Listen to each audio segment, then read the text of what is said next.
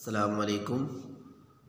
امتیازی اردو گرامر انشاء پردازی ششم کلاس صفحہ نمبر 105۔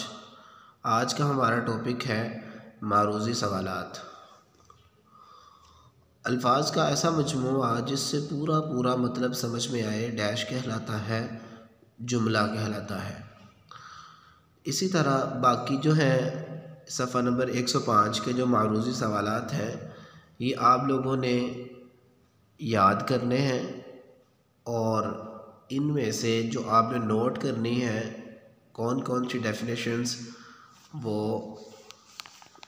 مشتق، جامد اور مصدر، ٹھیک ہے۔ اور دوسرے نمبر پر تخلص، خطاب، لقب، عرف اور کنیت۔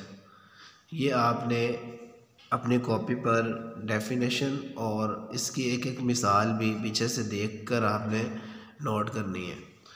یہ گرامر ورک ہم پہلے سولو کر لیں گے ان 3-4 دنوں میں، اور جب آپ لائیو آئیں گے اسکول میں تب ہم اپنی اردو درسی کتاب جو ششم کلاس کی ہے وہ سٹارٹ کر لیں گے۔